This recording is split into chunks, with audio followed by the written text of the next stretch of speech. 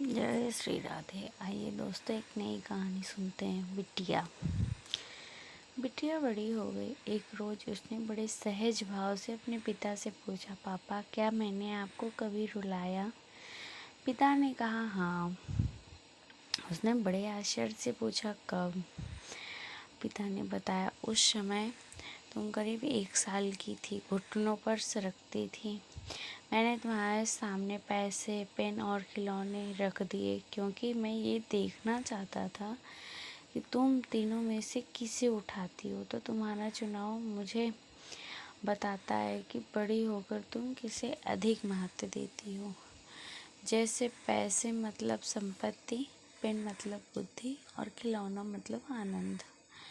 ने ये सब बहुत सहजता से लेकिन उत्सुकतावश किया, क्योंकि मुझे सिर्फ तुम्हारा चुनाव देखना था।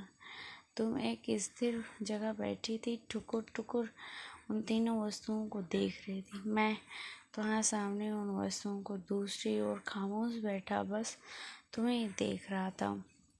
तुम घुटनों और हाथों के बल से रखती आगे बढ़ी, मैं अपनी सांस रोके तुम्हें ही देख रहा था। क्षण भर में ही तुमने तीनों वस्तुओं को आजू बाजू सरका दिया और उन्हें पार करती हुई आकर सीधा मेरी गोद में बैठ गई।